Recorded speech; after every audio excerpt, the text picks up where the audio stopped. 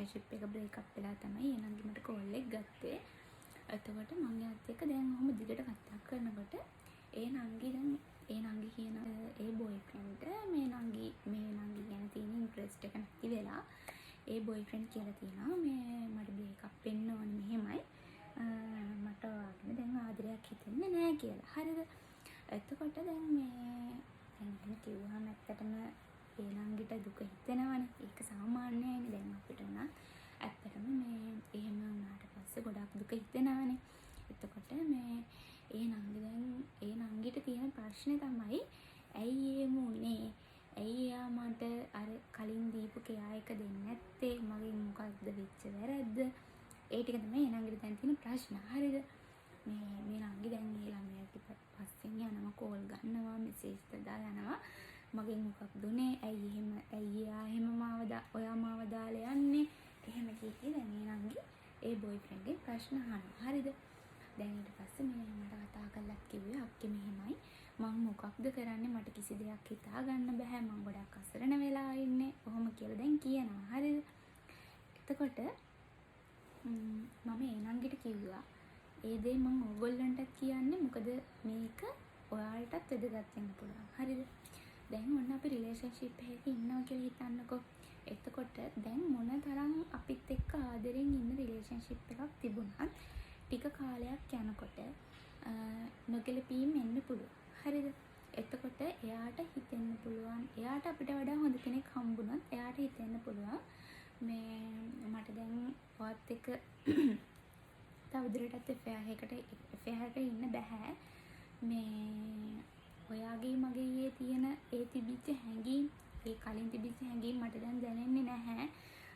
මට වෙන කෙනෙක් එයාට වෙන කෙනෙක් ගැන ආදරයක් ඇති වුණොත් එයා අපිට ඒක කෙලින්ම කිව්වොත් අපි එක පැත්තකින් සතුට වෙන්න ඕනේ. මොකද එයා අපිව තවදුරටත් බොරු කරන්නේ නැහැනේ. හරිද? අපිට කෙලින්ම කියනවා මට ඔයා එක්ක තව අර කලින් ඉඳිය වගේ ඉන්න බෑ. මට ඔයා ගැන එහෙම හැඟීමක් දැන් දැනෙන්නේ නැහැ. එහෙම කියලා දැන් කියනවනේ. හරිද? එතකොට අපි තේරුම් ගන්න ඕනේ දැන් අපිට මේ මිනිස්සයාට අපිත් එක්ක ඉන්න බෑ කියලා එයා කියනවා නම් අපිට එයාගේ පස්සෙන් ගිහිල්ලා අපි එයාගේ පස්සෙන් වැඳ වැටිගෙන ගියා කියලා අපිට හම්බෙන දෙයක් නෑනේ. හරිද?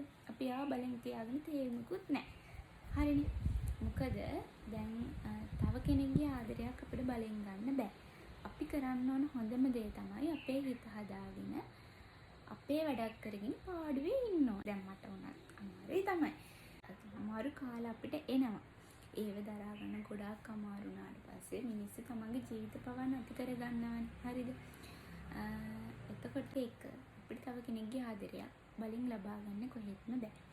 එයා අපිට කියනවා නම් මටවත් එක්ක තව දුරටත් ඉන්න බෑ කියලා. එතකොට එයා අපිට බොරුවක් කරලා නෑනේ. මොකද මිනිස් දැන් ඔන්න මට මම දැන් affair එකක ඉන්න ගමන් මට තව කෙනෙක් ගැන ආදරයක්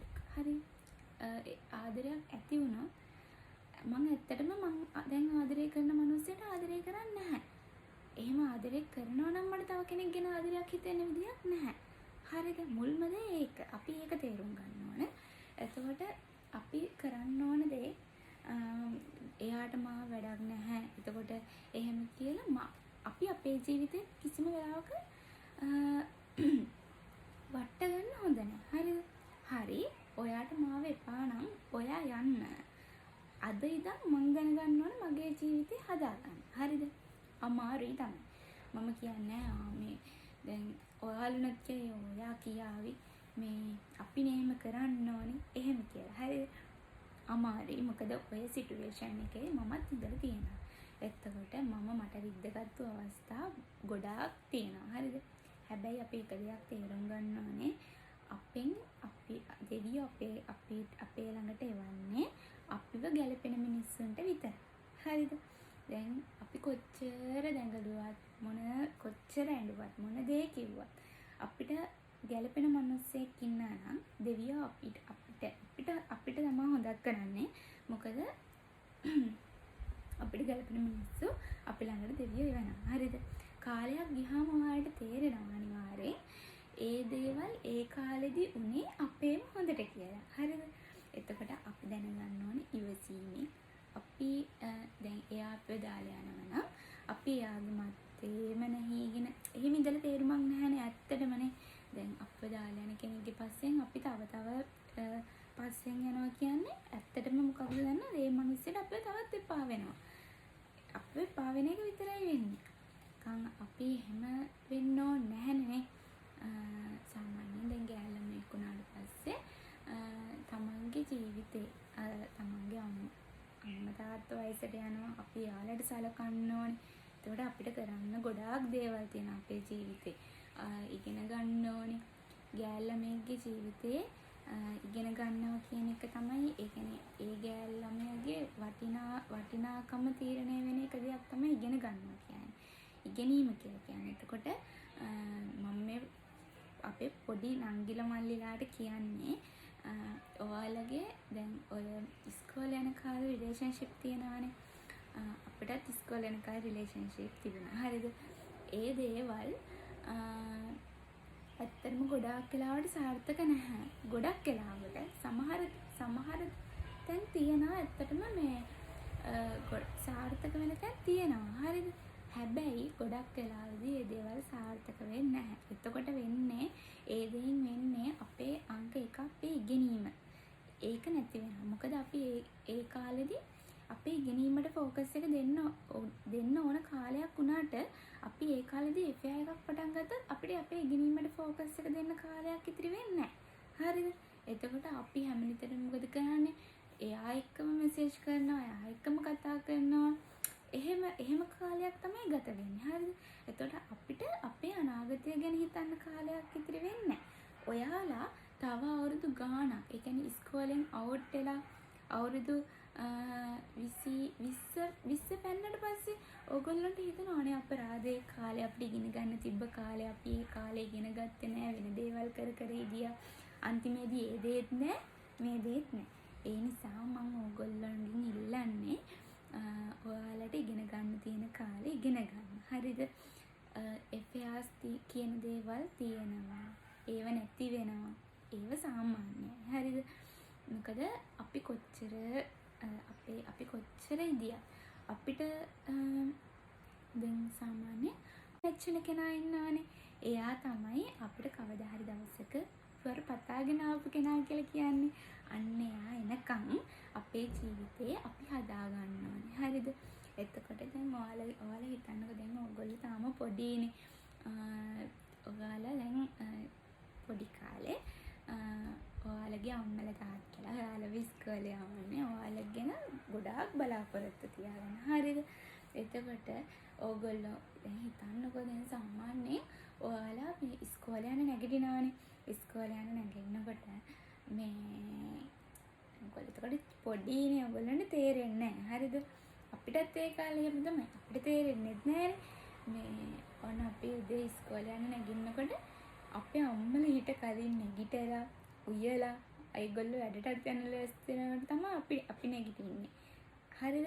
එතකොට දැන් ඒගොල්ලෝ උදේ පාන්දර 4ට 5ට නැගිටලා උයලා හරි ආදරෙන් අපිවත් ලෑස්ති කරලා අපි ඉස්කෝලේ යවන්නේ ගොඩාක් බලාපොරොත්තු තියාගෙනනේ. එතකොට අපි දැනගන්න ඕනේ අපි කවදා හරි දවසක හොඳට ඉගෙනගෙන ඊට පස්සේ හොඳ ජොබ් එකක් කරලා ඒගොල්ලෝම සතුටින් තියන්න. දැන් ඔයා ලොකු ජොබ් එකක් කරලා හරිද? ඔයාගේම කියලා වාහනයක් හරිගෙන හිතන්නකෝ. එතකොට මේ තමයි මගේ දූ, මේ තමයි මගේ පුතා කියලා ඔයාලගේ අම්මටයි තාත්තටයි හරි ආඩම්බරෙන් කතා කරන්න පුළුවන් වෙන හරි ලස්සන ගෑන් ළමෙක්, හරි ලස්සන පිරිමි ළමෙක් වුණාම කොච්චර හොඳයිදනේ.